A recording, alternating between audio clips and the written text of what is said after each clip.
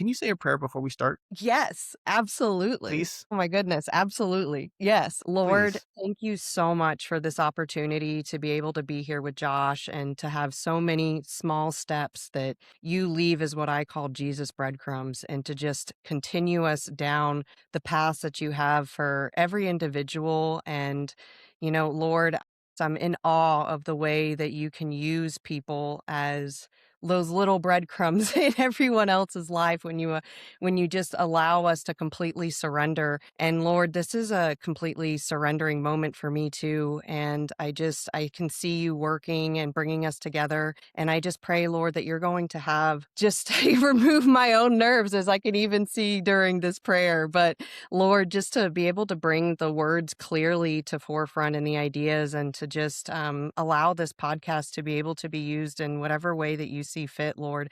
I know that your workings are immense and that we can't always see them around the corner, but I know that every interaction, every person that you bring into my life and every person that you place me into their life has a reason. And Lord, in this season of life, when I'm just watching you use me and use the people around me to glorify you, that, you just use this moment to bring clarity, to bring peace, to bring grace, and to just allow us, Lord, to find the right words and have an amazing podcast. In your name we pray, amen.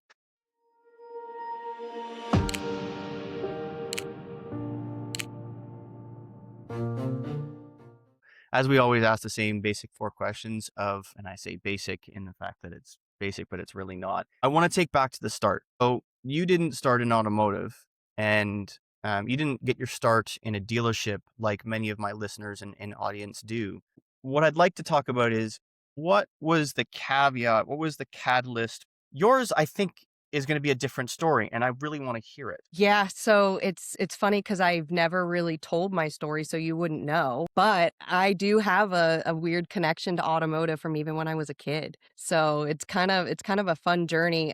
My grandpa, I'm from Tampa, where I'm like fifth, sixth generation. Now that I'm living in Tennessee, it's kind of crazy that I left, but everyone in my family owned their own business. And my grandpa had an automotive repair shop and a very big local presence, decades of, just going off of word of mouth referrals. And then he actually gave it to my uncle to start running afterwards. Since my parents own their own businesses, often they relied on my grandparents to be babysitters after school and such.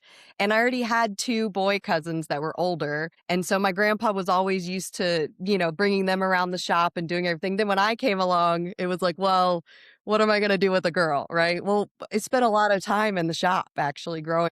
So there was always a little bit of that, in my life from a young standpoint. And then when I left high school, I was doing some photography and some website stuff, and I was doing on-air radio internship back in Tampa. And that actually kind of transitioned into doing some ads and street team things. And we actually had dealership clients, right? That we would go to go broadcast like at the dealership for these big, huge sales pop-ups or be able to help work in like those radio commercials and even look at the scripting and the media buying and all of that side as I worked on there. So it's kind of funny, even though I didn't start in automotive, it's kind of always been a part of my life in some little way. Even when I left automotive for a little while, I was doing like stock research and helping this startup basically build out a stock trading platform. But they had me focused in for one of my two sectors was automotive. Even though like I haven't been strictly in the most traditional side of automotive, it's kind of bobbed and weaved itself into every aspect of my life since I was a kid. So I mean it's kind of interesting when I started looking back and going, huh, like those times and how many lessons like that I've learned from having my grandpa and my uncle that I didn't realize till like the last couple years, even when I went to go work at a Sodu and we had, the whole initiative of really trying to launch loving people more than cars. And I looked back at that and I go, oh my goodness, a lot of my experience came from understanding how to treat people, literally watching my grandpa take people behind, behind the scenes and go actually show them and take the time to understand and service and connect with them, what was actually being done and just showing them grace and respect and, for their time and not treating them like they were stupid, but really trying to help educate them and just bring forth like a true love, for people. And so, yeah, it's kind of funny now, like, when I look back, seeing all those, like, as I would call them again, like, the little Jesus breadcrumbs, it's like, oh, Hmm. I look back now and I see how they all stack up. You can't always see around the bend, but I can see it now, whenever you look back, you're like, "Oh, all those little moments led up to me being right exactly where I need to be right now." And so, yeah, I kind of feel like automotive's where I'm meant to be, and yeah, it started even when I was younger and I didn't even know it. So, Love to hear that. yeah. And it's interesting because we talk about trust, especially in the marketing and sales space. People buy from who they know, like, and trust. Yes. All through that time, learning those breadcrumbs from your uncle, your grandpa, and I resonate that with that a lot. Those early formative years, those teenage years, those 20-something years where you get those little tidbits from them, understanding how they operate, why they operate, what they do, and why they do, with regards to the people you're selling to. Whether you're selling to the store or you're selling to the customers of the store, it doesn't matter. That know, like, and trust thing is a big deal. And Mhm. how you act, how you respond are the biggest indicators of whether people should or shouldn't trust you and what they judge you on. So when you act accordingly, as grandpas tend to teach us how to do, it really changes that outward expression, that outward and mentality. And that's, bringing that back into shop leadership, shop foremen, service managers, trying to understand better how to service customers, understanding that how you act, how you speak, how you react to both your employment staff as well as your customers, people are going to judge you on, right? And Mhm. that's basically branding. Fundamentally, that's branding. When you look at shop turn, when you look at how often technicians change jobs from one dealership to another, or one shop to another, one industry to another, especially as my friend and compatriot Marshall Sheldon loves finding himself automotive technicians to bring into his HD world. Yeah. Sir, sir, you're not allowed to continue watching my show and bringing my audience over to the dark side, shall we say. That's not fair, although he's very, very good at it. But it's that know, like, and trust, full circle. It's branding. It's how people look to trust you. So building that time and that early formative years of spending time with your grandpa, what is perhaps one of the things that he taught you, not just from a 30,000-foot spot, from 3 feet away, what's something that he taught you to help you gain trust? Care levels become culture levels, I would say, and that translates down, and I mean, if that care level isn't being set up top, right, then it's not going to filter down, and that goes into every interaction, and then it can all circle back, now into like everything from marketing to the reviews to how people interact internally. It matters if that's not coming from the very, like, he set a tone. He set that bar as to where you put a tool matters, right? The care aspect of how this is going to affect someone else needing it, or the speed and the efficiency. It's the care level of, yes, the customer interaction, but how does he even interact, with other departments? And how does he set the tone for the leaders of those departments to then treat their people, right? Because then that ultimately translates down into the customer experience as well. So, I mean, to me, it's that care level. It can just reverberate into every section of of the dealership entirely, and the service department. But it's really, yeah, the care level creates and sets the tone for the culture, I feel like, and it just all reverberates around from there. That's a So, bar. The yeah, care level represents the culture level. That yeah, is, I love that so much because like you said, it permeates everything. It permeates the outside of the store, the inside of the store, the customer understanding, the prospect understanding, people who are trying to visit your website, trying to visit your social media, trying to visit you at pop-up events or whatever the case may be. That care level, when we're talking about, let's go a little bit deeper into that. When we talk about things like attention to detail, yeah, that's care level, it right? is. That's literally care level. When you walk through a dealership and you look at the floor and the floor is, and you kind of feel the grit in your feet, that's care level. It It's is. attention to detail, but it's care level, I right? actually just noticed that at a dealership recently. I was like, "Wow, these floors look great. Everything feels clean." It mattered. It absolutely matters. And we talk about things like we recently saw something on LinkedIn and we were talking about it in TSL, that when general managers, service managers, fixed directors don't walk through the shop, and they don't have that level of attention to detail, that level of care. Everyone feels it. You've got a whole group of men and women in the shop who produce such a big volume of effort that literally goes direct to customer every single day. And you get a busy shop, and it's one thing that we have shops across North America that see, 10 to 20 cars a day. They're not that big. That's still 10 to 20 lives that they're affecting every single day. And when the customer walks through or drives through the drive-through and they get out and the first thing they feel is the grit in their feet. And then they stand up and they're not greeted. And then Mm. they look around and there's no windows. It's garage doors with no windows in them. And then there's a light that's out in the service drive. And then they look around and they don't know what they're doing because maybe it's the first time there. And then there's no sign, there's no signage, and there's no greeter, and there's the service advisors are behind a glass door that you have to walk through. So all of that experience, yes, it's a poor customer experience, but there's no attention to detail. There's no care for the customer. Oh, we have an indoor service lane for them. So what? It's dirty. It's dark. There's no direction. There's no care and commitment to their experience once they're in it. Well, and I also think, it's the perspective of bringing like for me, like bringing my truck into the shop recently after I'd only had it for not even 30 days and was already having an issue, in the middle of my work week. I have a lot going on. I'm trying to move into a new house. I mean, it's this, I'm already frustrated. It's trying to remember that like, it's kind of like people that don't like going to the dentist, but for the dentist, it's no problem. They see people all the time, it's whatever, bing, bang, boom, like you're in, you're out. He knows what he's doing. But, same thing for bringing in like your vehicle. A lot of people are very anxious about that, or it's taking time out of their schedule and their day, and it's an interruption. They don't know how long it could be gone. There's worry that's happening there. So yeah, when you start stacking that experience of not the little things start to add up. I always say this even on a website, whenever I'm looking at a website, like the little details, they add up and they Mhm, really do. And it's clarity, it's direction, it's this feeling of like, okay, I feel at ease now. I feel like even if a problem's going to arise, I'm more likely to say yes to fixing something that's thousands of dollars if I feel like I trust that you actually give a darn, and that mhm, I feel like you're telling me the truth, and that the environment feels safe, and that I feel good. It matters, like it's a mhm, value.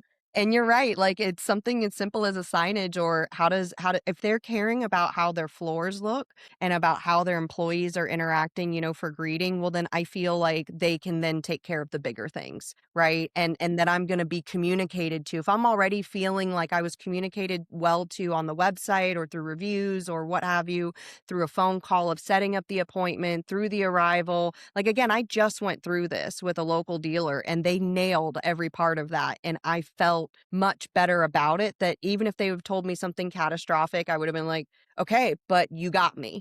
And mhm. that matters a lot. And then, that also prevents, customers coming back with, attitudes, or trying to fuss back at you. If you're properly guiding them through that whole process to feel like you actually care, right? That Mhm. they're being heard, that even whenever we're sitting there making these hilarious that probably, sound very different, because mechanics are always better at remaking the sounds as they should, not like me when I'm Mhm. sitting there trying to explain a shutter, right? Like I don't even Mhm. want to go through how I probably sounded, but instead, it's like them taking the time to actually understand what you mean, right? And all of that, it translates. It's yeah, the care level matters at every single aspect. And I know that that's talked about a lot, but the question is, can you know something that's so basic, like that, and you hear it all the time, but how much is actually getting done, right? And actually Agreed. being looked at, right? Like we can all sit there and talk about it and it's talked about so much, but the dealers that I actually see taking it as a priority, those are the ones that are getting these raving reviews inside of like local community Facebook pages or on Google business pages, things of that nature. The ones that are letting the little things stack up are the ones that are reaping the benefits of the word of mouth referrals, or like, hey, go over here because they took care of me. They made me feel good, right? Mhm. Not, hey, they fixed my truck in this day, with these things. Like, even if something ends up taking longer, you can end up turning it into, no, my experience overall was good. I'm not going to tell you it took 3 days longer. I'm going to tell you about how I felt like that they cared about me and took care of me and how my experience was. So it matters. And I know that, for your side with techs and everything too, it's the customer feels the overall end result, right? Of a well-run parts department, of a well-run overall service department, like how long things take, like they end up feeling that result. They may not know all the workings of how, things are going in the back end, and how organized things are, what the communication is between the departments, but they'll feel it, in the Mhm. speed of the Agreed. service. And in the frustration that, like, the service advisor may even have talking. Like, if they're frustrated because a lot of other things are happening behind the scenes that are frustrating and they don't feel cared for, that's gonna translate back to the customer. Agreed. All the things you talk about when we talk about care and we talk about attention to detail, and let's go a little bit step further. When you're talking about how the customer feels during those interactions. The interesting thing is, and my wife and I and talk about it a lot, she's a chiropractor, so how long she spends with a patient matters as much to her as it does to them. The concept is, if you're a cattle farmer, as it were, where you are a chiropractor where you see somebody every 90 seconds, you might be giving them the adjustment they need. Quick diagnosis because you're really good at your job for diagnostic. You give the adjustment and then you move on. That might work. That might do the job, but that doesn't care for the patient because a very small percentage of people, whether it's a car or themselves, if they feel like the whole interaction is fast, that's not what we're aiming for in customer experience. They will understand the difference between fast and efficient, however. If they feel like when they come into the doctor's office or into the shop and they're greeted, the place is clean, it's calm, it's warm, it's inviting. They talk to somebody and they go, hey, Mr. Smith, thank you for coming today. We really appreciate your appointment. You're here for your 10 o'clock appointment. We really appreciate you coming in. Please have a seat over there. I'm going to take you to the room once it's ready in about 5 minutes. 5 minutes goes by. Hey, Mr. Smith, the room is ready. I'm going to take you back there right now. The doctor will be with you in about 3 minutes. They're just with another patient down the hall. Please come in, have a seat, and please have a seat here in the room. Doctor comes in. Hey, Mr. Smith, it's really great to see you. Are we here for, then the adjustment occurs. Hey, these are the treatment plans that we're looking at based on what we've seen today. It's a little bit different than normal. You're outside of your normal window. Your lower thoracic is outside of the normal. Where I'd like you to come in twice a week for the next 2 weeks to get you back on track. These are things. Please talk to Karen at the front desk. She'll get you situated. I've already made the notes in your files. She'll take care of you. Have a great day. Get to the front desk. Hey, the front desk. It's that process. It might have only taken 90 seconds for the adjustment, but that whole process is the step-by-step iteration of detail and care. Somebody who literally goes in, just out, like, okay, bye. Those kinds of things. That's what they feel in dealership. And they're doing it 10, 20, 30, 40, 100 times a day. And the cool thing about all this is why I continue to bring it back to shop foreman all of the time. If you have a non-working foreman, or at least a very productive foreman who understands the concept, they can look in the shop and they can look in the service drive and they can go, something's not working. Let's Mhm. work through this process because our tickets are down, our O count's down, our hours per RO is down. Why is that? They're thinking about those things because the service manager's job is to look at the reports and provide the reports for the business. Keep expenses down, make sure that we have all the things we need going on, making sure there's sales coming in, make sure there's marketing going on, making sure the reports are going to leadership, so on and so forth. That's the service manager's job. He's reports guy. He's worrying about the business. The shop foreman is the guy who's actually caring about whether things are working or not. Because it's his job. He's a mechanic. It's his job. So it's interesting when you don't have a shop foreman who cares about that stuff, you lose the details in the middle, which takes me to the next step. So you had your grandpa bring you into the industry, so to speak, in the background because it was just kind of always there, and then it Yeah. came into, and it's kind of it weaved into your life. So what was that first, say, year where you were fully committed into automotive? What was that like? What were you doing? What was that like your first year in automotive? Yeah. So my first year strictly in automotive, I was early 20s. And the company's no longer around, but they were doing email conquest campaigns, and it was right when Google Analytics like was coming out. Okay, Mhm. so we're talking like, I don't know, 12 years ago almost at this point, and maybe even a little bit longer. Man, I keep thinking about my age sometimes. I'm like, "Oh, there's no way I've been in this industry almost 15 years." But anyways, yeah, Google Analytics, like, wasn't even a thing. Brian Pash was out there trying to convince dealers and agencies to put Google Analytics on their website. I mean, now it's so commonplace. You don't launch a website without Google Analytics. You don't have a marketing meeting without Google Analytics. So it's hard to, I kind of feel like, oh, it's one of those, do you remember what a landline is? It's one of those things. Now everyone has a phone. You just assume everyone has a phone number, same way you do with Google Analytics now, but that was not the case. And so we were doing email conquesting and trying to figure out a way to use Google Analytics to help show that traffic and obviously prove that we were targeting the right people, the right areas, and that the traffic was actually doing something on the website, right? But we didn't have the visual tools on that. So we were installing Google Analytics, and it quickly morphed into, within a few months, I ended up writing an ebook on Google Analytics for car dealers. Again, it was like there was nothing out there. And really, the only person was out there talking about it was Brian. And so I dove into it, broke it down, and then got into Google Data Studio heavy. I mean, like, I pretty much broke Google Data Studio to the point where I was adding in my own sources and creating, like, I do graphic design and a little bit of website and things like that as well. And so I was using all those skills and the analytics side of me to create these like 10, 12-page reports that told a story about the website traffic. We didn't have CDPs. You didn't have, things like Full Throttle or what have you that can show like the customer journey. We didn't have that. We were the only thing we had was looking at behavior flows and seeing if they landed on a service page or if they like what VDPs were getting like the most views. That was pretty much all that we had. So looking at all of that, I was building these reports and I created my own department and like my own role essentially. And then we started working with some behavioral targeting pixels. Again, the first time this stuff was really coming out. And so we started being able to do retargeting, and it just kind of morphed into that.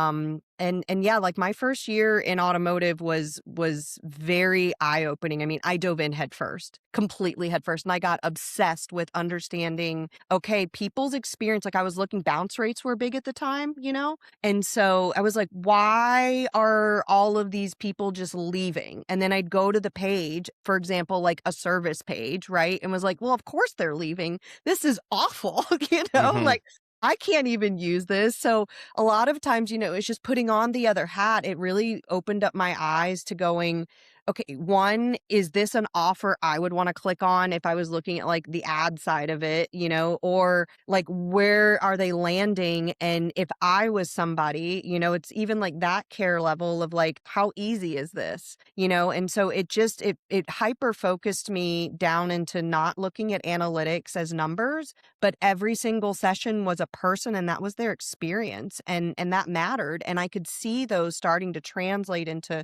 longer times on site, or if they were spending too long and they were going to too many different pages, well, they were lost, right? So they were frustrated. And then whenever I went to go try and buy a car, recently, actually in that or within that first year, I was more hyper aware of how frustrated I was at the experience or trying to schedule or call service or anything that, I couldn't find things. So I was frustrated. And I noticed how that made me feel about the brand, even though locally I knew, like I had family friends that owned dealerships my whole life as well, like big ones in Tampa, like really big ones. So I also had that connection. And I remember being on one of their websites and having to call them and be like, I was really frustrated by this, and I know that you guys are better than this, but this is how this made me. I remember telling the family friends that at like a Christmas, party.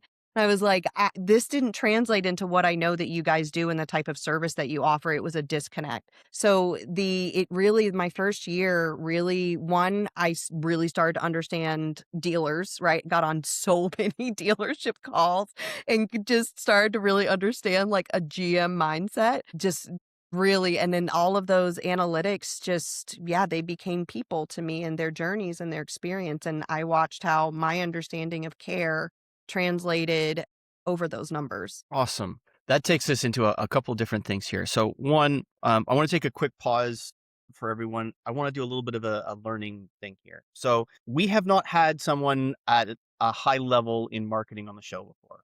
So, and because most of my audience is automotive service, there's some things in there that you said that I would like you to teach them about. Okay. So, VDP, CDP, Yep. what are they? What do they mean? They are salesy side things, but good shop foremen, good service managers need to understand what they are and how they can play a role in either making it better, making it worse, whatever, if they have any relevance to it. And thirdly, in terms of what you know about the sales side marketing, the service side marketing, be very granular. If you can teach them a third thing, because those are the two things that I picked up in there. But I think there's a third thing in there that that might have missed. Okay, so let's start with a CDP. So that's a customer data platform. And you can think of it as like a centralized brain for customer behavior and identity, right? So it's taking multiple data sources, transactional data, their journeys, and it's turning it into something that you can actually connect and understand. So think website activity, service history, ad platforms, email systems, things of that nature, form calls, submissions, the Google Analytics, things of that nature. You're trying to understand things from all the different data sets, like combined into one, and it attempts to connect all of that. So that way, instead of just this, it's an anonymous person. This is probably the same person who like viewed three, Silverado VDPs. Okay, now what's a VDP? So a Hmm. VDP is a vehicle detail page. So when you're on a dealership website and you go to the search results, that's going to be your search result page, an SRP. And then whenever you dive into a specific vehicle, you're on a vehicle detail page. And that's where you're going to learn about like the transmission type and get into the actual price breakdowns and things of that nature that will hopefully in turn to them going, hey, like I need to call the dealership or I need to submit a form lead so that way I can actually go test drive this vehicle. Awesome. That SRP was I think the third thing that you said in there that I couldn't remember what it is, but that makes sense. So you've got the CDP, you got the SRP, and the VDP. So those are the three acronyms that we use that basically highlight. We'll call it.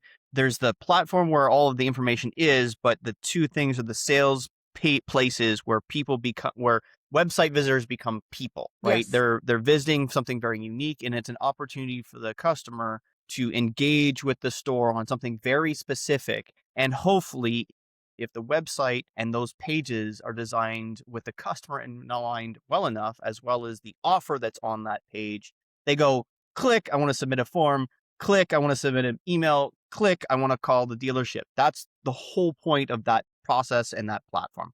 Thank you for that educational bit You're there. welcome. So that takes us to the next bit. It's taken you a long time to learn all of those things, how it affects the customer journey, both from a sales and a service standpoint, because you're now, and we're going to get to Team MXS here in a second, but that journey between. So that first year, there's a lot of learning, a lot of data analysis, a lot of understanding what website traffic is actually people, what they do, how they interact, and so forth. Walk me through a synopsis, shall we say, of the last roughly 15 years of the career. Major life moments in your professional career translated you to become the marketing and brand leader at Team MXS. No, man, it's kind of funny. Like I said, like those little Jesus breadcrumbs, they just show up, and I just watch them build constantly. So all of that actually translated into me going and working for Brian Pash, who is a well-known marketing expert in the industry, and he's done a various types of things, research reports, and putting on several conferences. And one of the things that I had experience in from doing like the radio events and then doing just side projects and things with a family farm that used to have weddings and events and things of that nature. I really did understand like events as well. And so it was a very interesting role to be able to help him.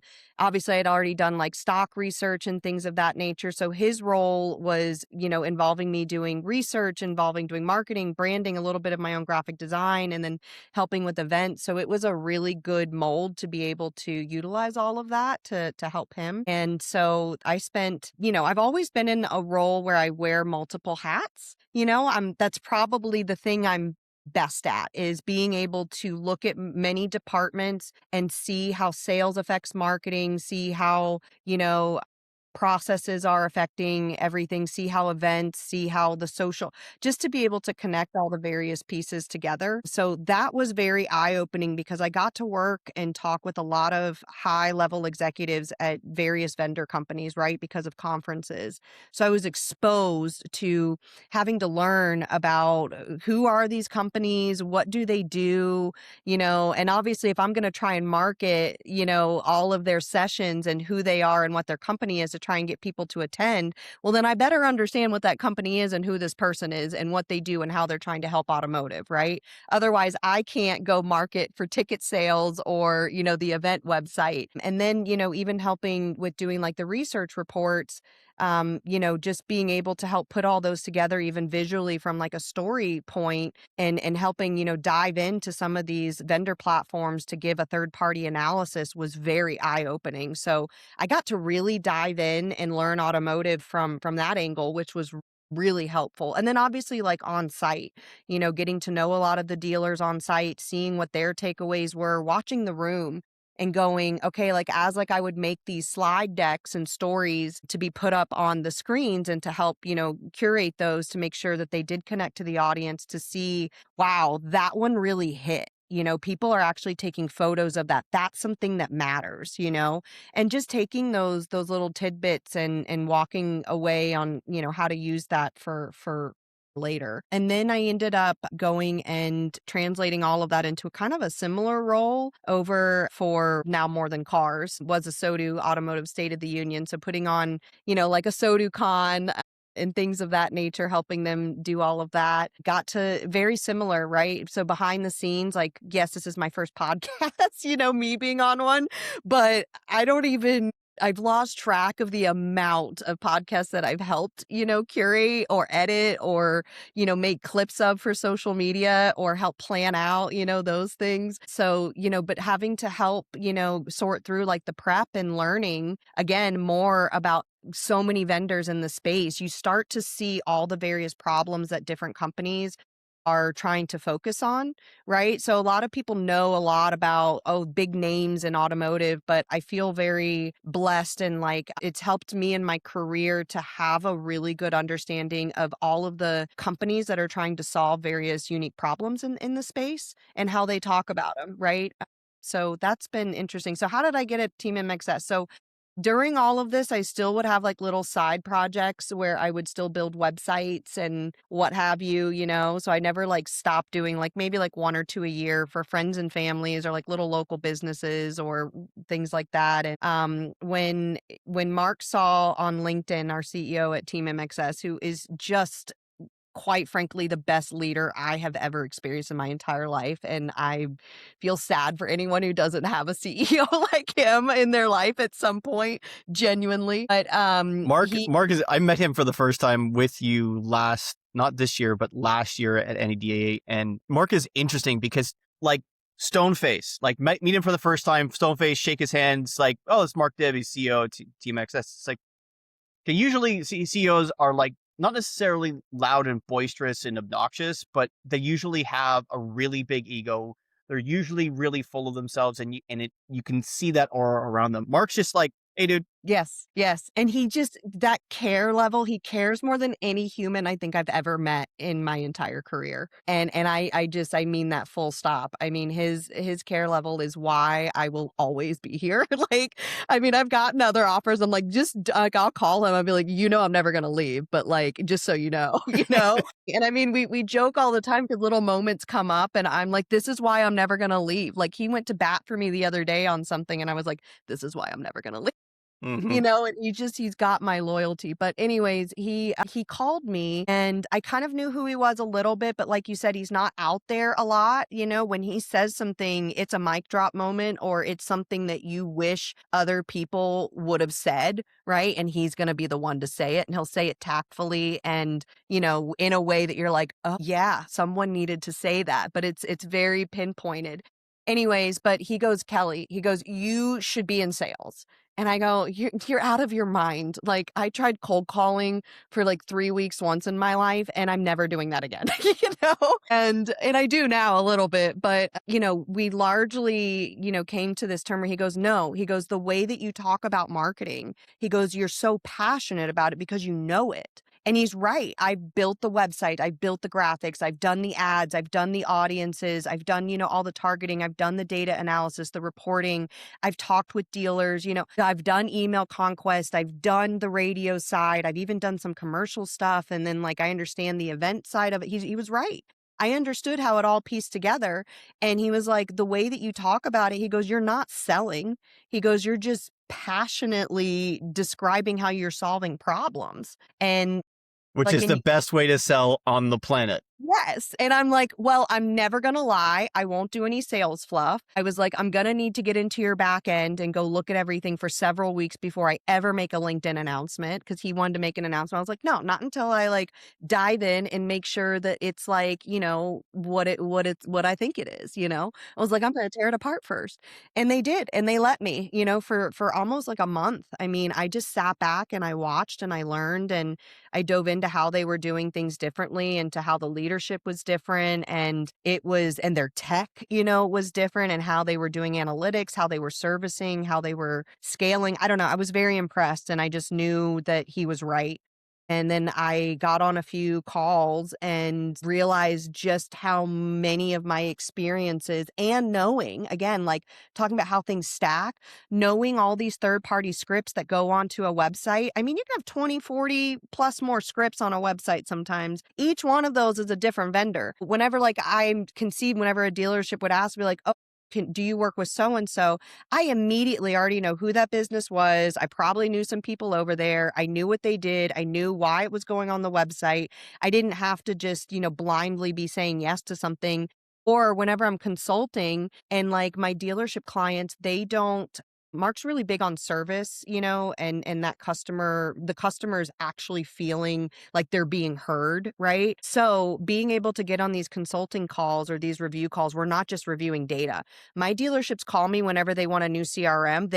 Most of them won't make a CRM change without calling, right? Or they won't add like a different service, scheduler on or anything like that unless they're like, "What do you think of this?" I mean, it could be anything, but they trust and know that I'm going to know what its purpose is and what it does. They'll even ask me to go demo things for them before they add it to the website, because I think they just trust that I get the whole picture, right? And so whenever you're able to really understand, I think, a market to that degree, they feel that care also comes from a place of just experience, but that I'm gonna talk passionately about, because I want them to succeed and I want them to have tools that help them. Yeah, it's kind of neat, because I've been on some other vendor calls, and not, to dog anyone, but there is when you don't know your own space or who these people are, and they're trying to explain the website traffic or explain why service appointments went down. Okay, well, did you know that they just installed a different scheduler and it's got a totally different process? Like sometimes you kind of are like, well, if you understood the space and who each one of these vendors are and exactly how they operated, you would know how it's affecting the traffic a little bit more. Well, that's what we're talking about in terms of service managers, right? When you have clients of yours who are reaching out to you to better understand, you know, because what Team MXS does and provides, how it can or can't affect certain things is a big deal, and it can affect a lot of things, both sales, service, parts, the whole works. When you have inexperienced people, like a lot of my audience in service, they don't have any experience of dealing with anything to do with the website at all. And many of them are told, "You're not allowed to touch it. You don't need to be part of that conversation." So Yeah. when you get in a position where you can be part of that conversation, where leadership's like, "You are a vital person in this store. Your experience in service is going to be vital to us making successful marketing campaigns, sales campaigns to bring people into the store, Yeah. so that your team on the shop floor always has work, and preferably has more work than they're capable of Yes. performing." That conversation means that you become a vital role. And if you start to understand not just to what the website does, not just what the website provider does, what the CRM provider does, what your marketing provider does, what all of these things and how they interact and how they affect the outcomes of bringing people into the shop so the team has work to do. When you Mhm. start to look at that and then you go, okay, well, now that I understand what we have, there's now that I'm in a position where people are have given me a little bit of authority so that I can make changes as I see fit. Now there's vendors reaching out. It's like, oh, we do this, and oh, we do this, and oh, we do this, and oh, we provide this, and oh, we're amazing, and da da da. If you don't have an understanding of how the stuff that you have now works, you aren't going to be able to articulate whether a new vendor coming in is just selling you fluff or Mhm. just trying to sell you a new shiny thing that you don't really need. And I like to use the frame and I posted this kind of a couple of days ago. There is a lot of salespeople out there that are willing to sell you something that you don't need Yeah. to solve a problem that you don't have at a Yeah. price point that you really can't afford because you won't know that for, 6 to 12 months. Yeah. So you need to educate yourself as a service manager, as a fixed director, as a shop foreman. You need to educate yourself like Kelli has done for herself over the last 15 years, understanding how each vendor, for the most part, operates, what pain points they solve, how they interact and affect each part of the process, whether it's for sales or service or for parts or for whoever. Understanding that makes you a very, very important person within your store, whether dealership or otherwise. And secondly, what it also does is it really highlights how much care you've downloaded to your clients that they're willing to call you for something that is completely unrelated to what you specifically do. It's like, I trust you. I trust your experience. I trust your knowledge and I trust your judgment. What's your opinion on this, and this? And should it be something that I pursue? That level of trust is something that the shop foreman and the service leaders of every shop need to be getting from their team. When the Yeah. team goes, I don't understand this. I know you do. Please help me. That is a level of trust that we all need to be earning as leaders. Mhm. Period. Full stop. I So agree. I love that so very much. So I'm going to take it a step further. I want to talk a little bit specifically about Team MXS because I love you and I love John. And I met John a lot longer ago than I met you because John was a speaker at one of the Game Changers while I was working for Jason Harris many moons ago. And I met John and selling cars like candy bars and just press the red button was also a really big kickstart. Not kickstart, but it was a doubling down of things amongst many things. Jason produces a ton of video, and one of the reasons why I started working for him is because he produced a ton of video at the time. He was marketing himself as basically the automotive Canadian version, also, but not really a Canadian version. It was an American version of a Canadian. Anyway, automotive version of Gary Vee at the time. Yeah. To that point, that pushed me into a whole bunch of other things. Now, fast forward to 2026, Team MXS, you guys are now vendor partners for some luxury brands. Like Ah, even more than it's that, actually. We just got Honda Acura certified as well.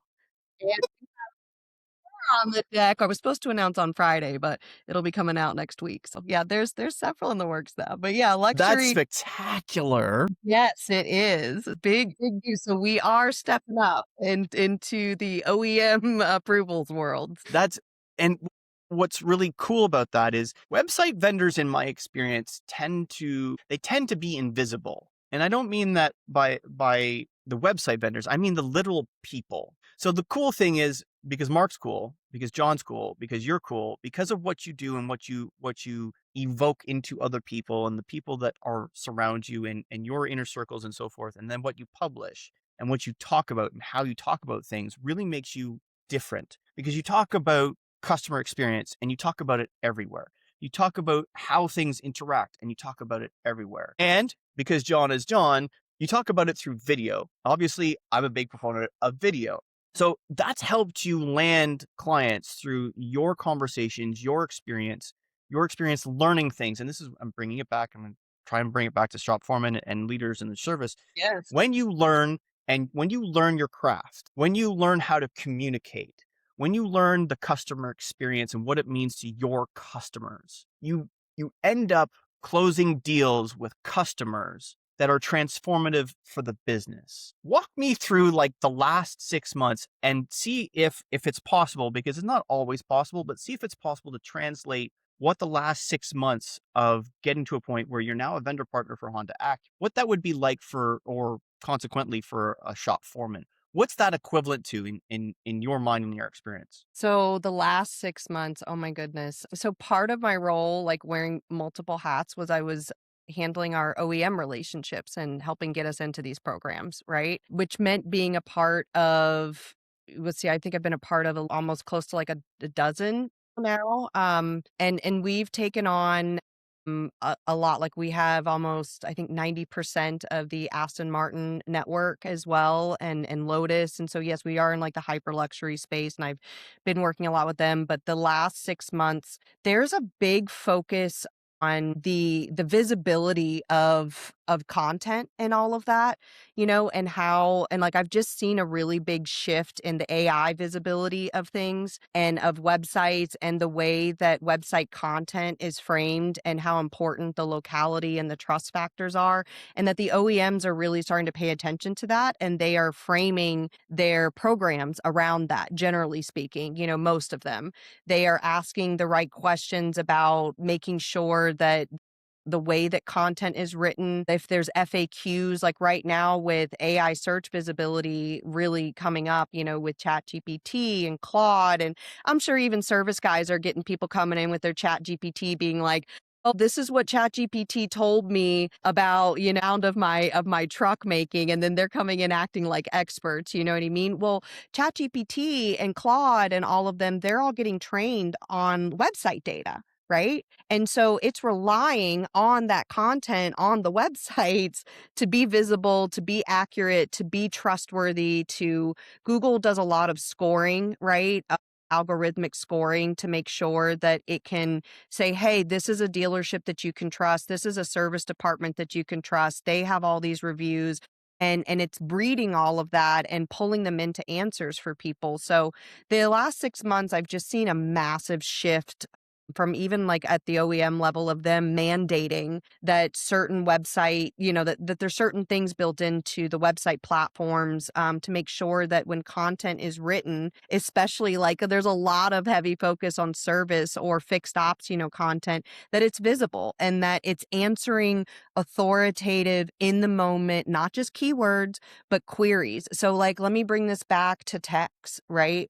Like I've noticed, so a big focus has been on a lot of my like top 10 dealers in the country. So like top, Nissan dealers, top Honda dealers, things of that nature. And they're always looking for that last little competitive edge, right? And so one of the things that I've been really, trying to get in, even at least quarterly, is saying, hey, do you have a tech? Do you have someone in service that I can talk to, that I can interview and ask, because of how much that visibility plus the type of content that's being written, and they needs to be, more hyper local. So say, for example, there's going to be specific things that someone who's servicing a car in Scottsdale in the heat in Arizona versus a dealer in Montana dealing with winters. You know what I mean? Those are totally different things. So, we're looking for real world experience, the type of customer language that's being used, like not guessing it, right? And not just, you can look at queries and things online, but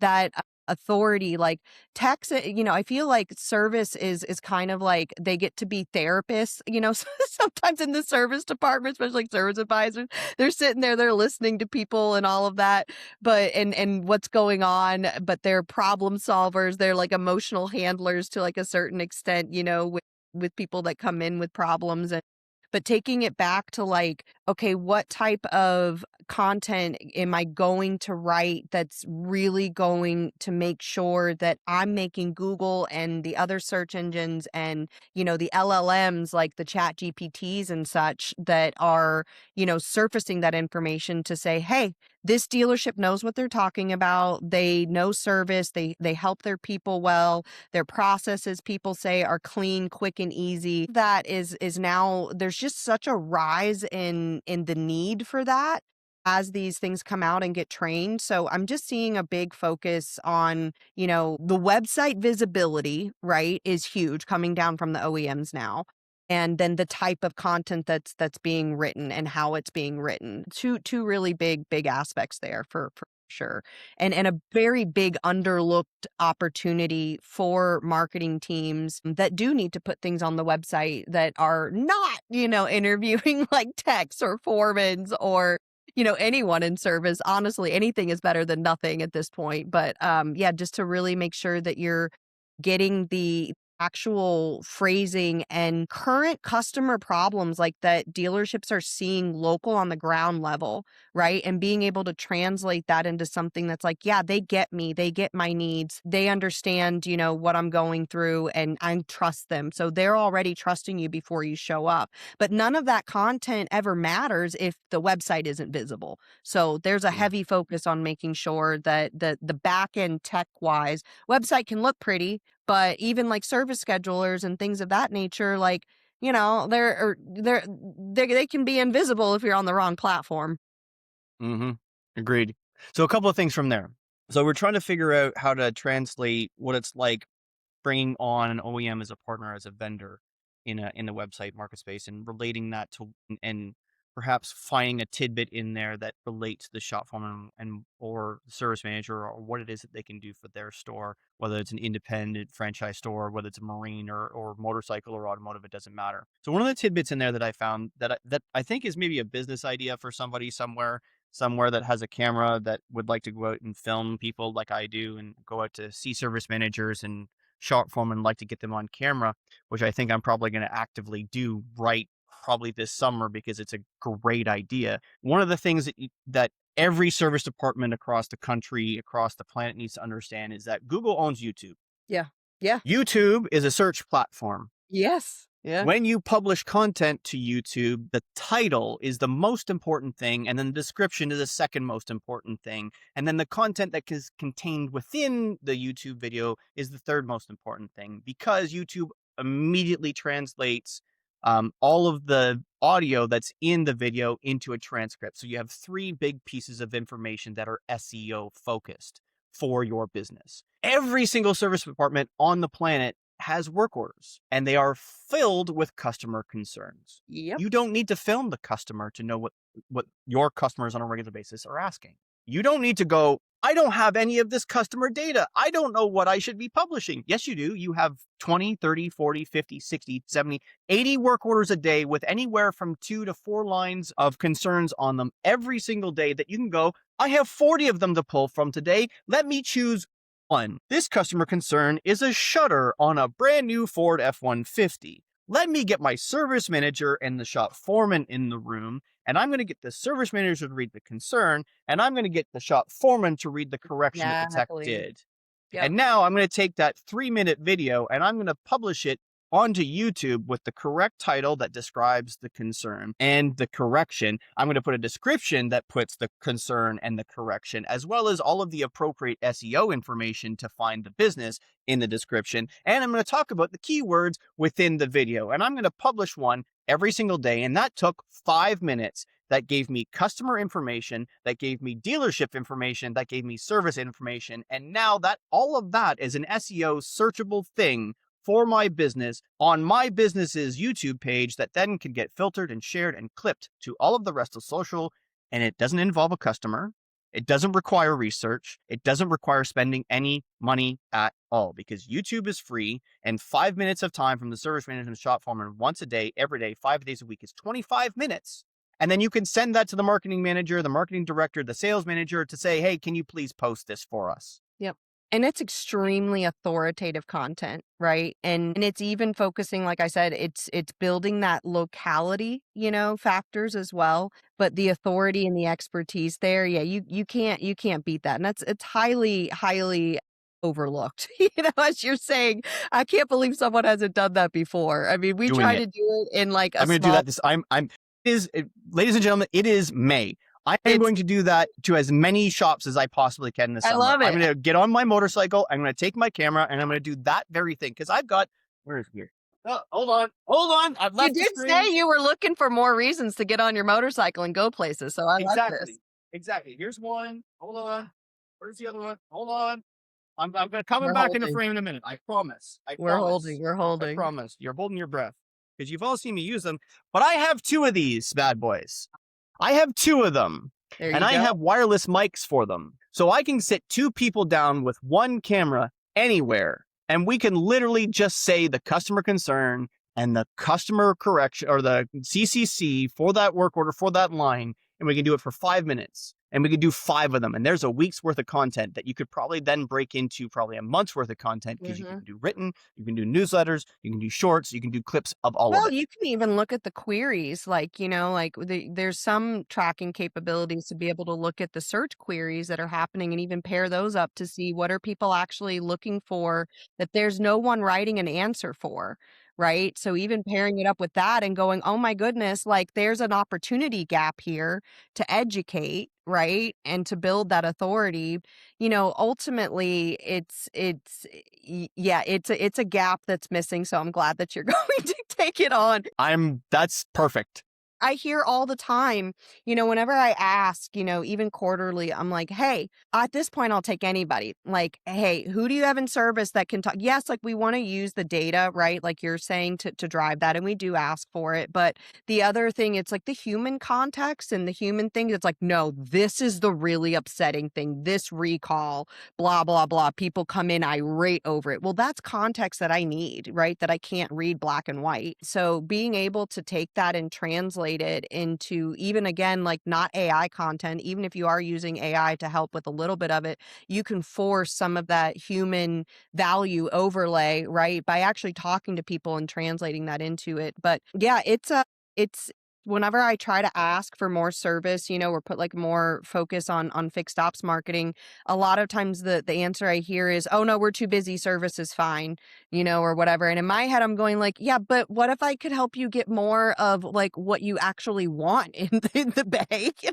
like Hmm. what if or what if I could help make sure that people come up, happier and trusting you more from the second that they enter, there's different ways to look at it, but yeah, definitely a gap there. I'm glad you're going to You fill. talk to any corporate fixed director that runs more than one store, any one of them. Yeah. And if they look at the whip and they look at what hasn't been looked at yet today, and there isn't any, depending on the shop size, because it has to scale depending on shop size. But if there isn't at least 10 to 15 cars that are ready to rock first thing before the bell rings in the morning, they're concerned, because what happens the next day when people don't show for their appointment?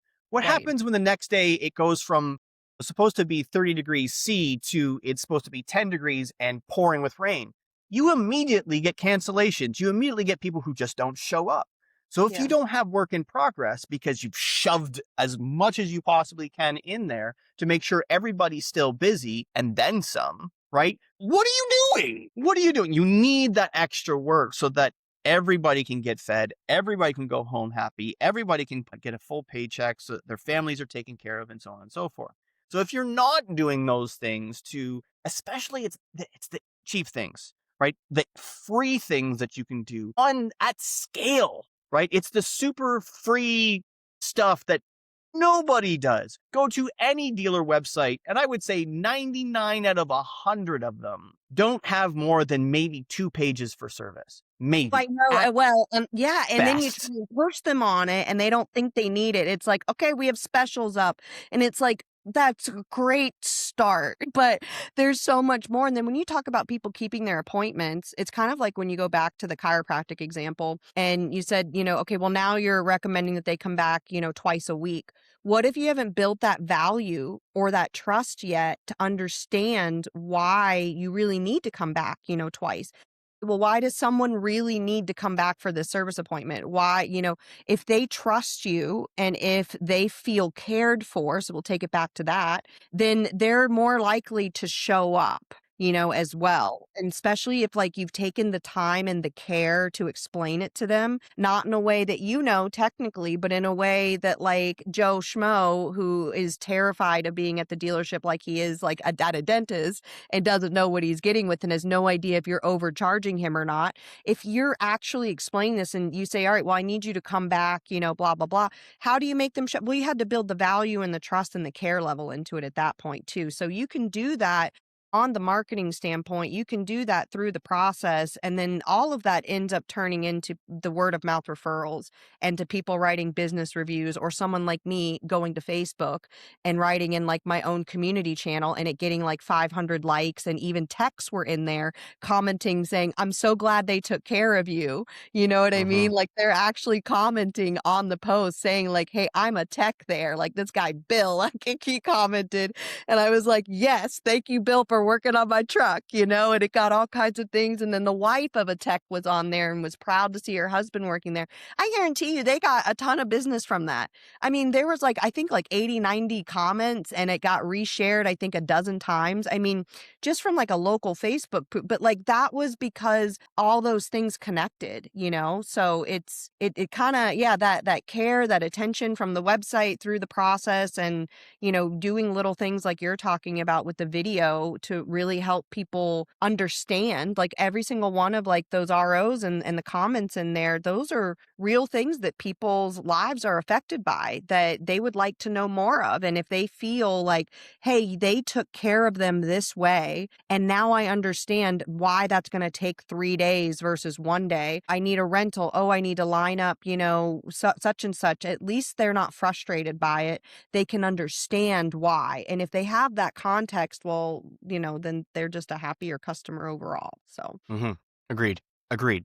Like, period. And it's still coming full circle. It's still the level of care equals the level of culture, and yeah. that extends to the level of community, Yes. right? It's that full circle thing. So I think that's a great way to come to the most important question that we ask every guest to be on the show is, what's your one piece of advice to help a technician live a happier, healthier, more productive life? One piece of advice. I would say to not forget to care about like your own self too, right? So I've burnt out, and I think this goes for everyone, but I think, you know, making sure that in order to care for others, you still have to make sure that you have somewhere within yourself to care from too. You can't be expected to be nice and to care about the details and to have the extra effort to put something in the right place or to log something properly or to show grace to someone else. If you're running from a standpoint of empty, you're just not going to have that to give. So I think, you know, our professional lives and our personal lives, a lot of times they get over blended,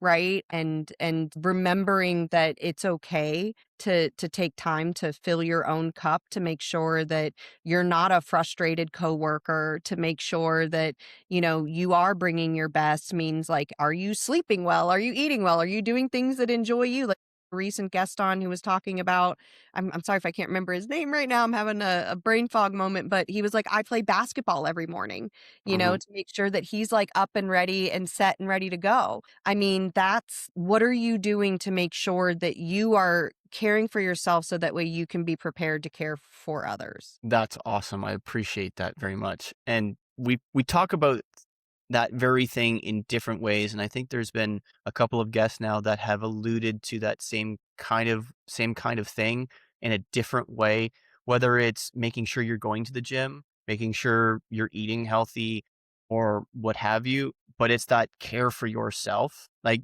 that care for yourself is a big deal. It's a couple of things. So first, it's been a really hard week, and it's been a really, really hard week. So a month ago, my cousin, my mom's sister's eldest son, died after 7 years struggle with cancer. And it's Goodness, 7 years struggle with cancer. a So long he's not been well for a very long time. yeah. It was hard on the family. Awesome dude. Pan loved him very much. He was part of my child to a degree because his son, my cousin, we were very close in age. We were only about a year apart. A lot of the family stuff, early childhood, and then drifted a little bit simply because of family and how things moved around. And then back to high school, we were, part of the same seven. There was probably 10 of us through high school where we basically were inseparable just because of circumstances more than anything, mostly because of my now wife, my then girlfriend in high school. Yes, we've been together as of June, it'd be 25 years we've been together. That's how much stuff. But that first probably 5 to 10, my cousin, myself, my wife, and our small group of friends, we did everything together. And that's one of the important reasons why he was so important to me. But last week he killed himself, my cousin. So all of the video, all of the stories, all of those things about, you've now seen it. I've now seen it done and portrayed in three different ways where you've got two dudes, at something. And I think the horse racing one, I think was the one I saw the most recently where two dudes would show up to the same, I was either horse racing or a sport event, it doesn't matter. The same two seats every time you see it's like days after days after days where they both show up and they both showed up and they're both talking. And one dude's like always constantly talking. Like he's always happy, he's always bubbly, he's always doing something, he's always got something to say. It's like, hey, how you doing? And then they'll cut to the last shot, it's him that's not there. So my cousin was the same kind, not the same way positive.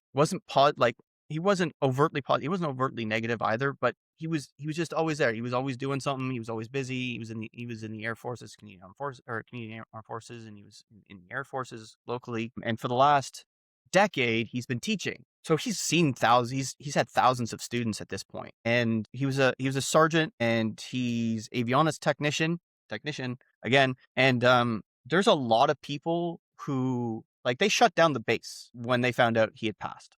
They shut down the base. Like, they don't do those things. Like, they shut down the base for the day. There's that many people that cared about him, and that many people that he affected in present day. Forget about the last 10 years of teaching. Present day. So when you say take time to take care of yourself, also make sure you're talking to people, because the struggles that you have, whatever it is, it doesn't matter what it is. Tell someone, anyone, just anyone. Because quite honestly, never in a million years would I have thought that he was even remotely in that category. I know he's had some challenges in life because we're family. I know some of the challenges. I know he's had some challenges personally, but nothing that would take him to that point. And he's leaving behind a wife that loves him dearly. I've talked to her every day since. He's got a kid of his own and blended family now with his now widow. One's very angry and the others don't know what to do with themselves. So please take care of yourselves. Please talk to people. Like, it's been hard. Like, Yeah. I've 4 years of literally trying to get this message into you folks that how important it is to check up on friends, check up on family, even if it's just to say hi. Like, maybe that's, sometimes it's not enough and you're never going to get the opportunity to say the thing that they needed to, but please I take care hate of the yourself. is having to go through that. If anything, it's taking these hard moments in life. I always biblically know that even when it's so hard to see it, there's a reason for the season that everyone goes through. And part of that you're now going to continue with your own care is to take that as an example like you're doing now and saying, I'm gonna make sure that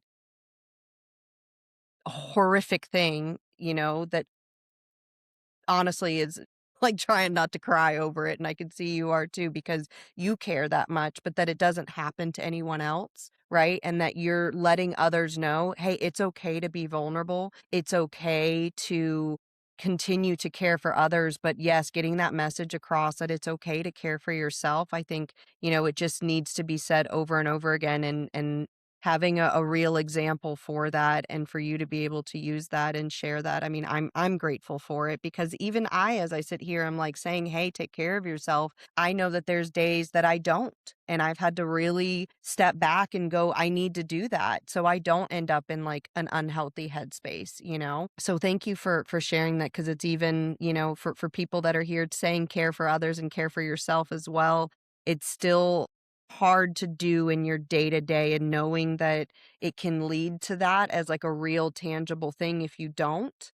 I think it's a really good reminder. And so, putting purpose behind hard seasons like that, I think is the best that you can do sometimes. And I think he would be happy that you're at least, more notice of it being okay. And that even goes into like your company culture about caring too. I mean, being able to share things that are happening with your coworkers or with your boss, things that are happening in your personal life. If you're unable to share, say that your productivity goes down, right? When your boss just thinks that you're becoming a bad employee, did you create enough of a care culture within your company so that way they thought that they could go talk to you about it? Did they maybe need like a couple of days off here and there or to go deal with something, to go process something, whatever it may be, right? Creating that culture of my boss, my coworkers care enough about me to care about what's going on in my life so that way I can share the hard things. Because sometimes when you're going through like a really hard season and you're trying to save face and just go to work like everything's fine and put on this happy fake face, right? And trying to do your job, sometimes that added pressure can be the breaking point when you're just trying to be everything that everyone's held you up to be. But if you can have this level of feeling like, okay, the people in my life, whether that's work, whether that's, your friend group, your family group, that there's an ability to share because you know that you're going to be heard and that people care enough to help do something about it, right? So it kind of all goes full circle, and I thank you so much for sharing that, for what could happen if you don't take care of yourself or if you don't lean into the people that do care to share, right? So I just it's a heavy and realistic reminder of, yeah, take just the care level that needs to start with yourself. And check up on your friends and family. Yeah, for sure, for sure. Yeah, I Do need to everything you be can to do so. giving me a few I need to, because it's easy to get busy in your life. I've been trying this year to be better about like sending little text or reminders or, things like that. But you're right. It's you need to for sure. So On that note, I think most of you know that I care a lot, and the reason why I continue to do what I do and why I continue to publish, even though it's super hard, is that this really it couldn't hit closer to home than it has this week as to why I do what I do. So what started in late 2021 and turned into something in 22 and over 200 episodes of trying to give something to you guys to be happier, healthier, more productive based on the consequence that technicians overall in the top 3 professions that commit suicide. Well, I'd like to think I'd making a difference, but it's really hard today, but it doesn't mean that I'm going to stop. It doesn't matter how much I hurt right now, and it doesn't matter how much it's and how hard it's going to continue to be because I now have a constant reminder that it needs to be done from within inside my family. yeah. I'm going to continue. So the interesting thing Even is, more and reason to continue now. more reason to continue. And the interesting thing is every single time that I record, I always do the research before to a certain extent, depending on the person, because sometimes I have to do a lot and sometimes I don't have to do very much. I didn't have to do very much for Kelli because Kelly's awesome. She displays and she posts and so on and so forth. So it wasn't that difficult for me. But every time I record, I go online and I look for a piece of inspirational quote to leave you guys with. And every single time it never, ever, ever fails to hit at the end of the episode. And it's interesting because I don't pick them based on the guest and I don't pick them based on anything. It's just pure gut, right? Okay, I'm reading. Sometimes it's from scripture. Sometimes it's from a random quote in the internet. And sometimes it's literally from a quote of the day thing. And today is no different. Tell me and I forget. Teach me and I remember. Involve me and I learn. Benjamin Franklin. Folks, I hope you enjoy the show. I hope you subscribe. I hope you share the show so that more people can get this message, especially those that you think may, for whatever reason, need to hear this message today. Please share. And as always, negative pushes, positive pulls, and always clean your toys before you put them away.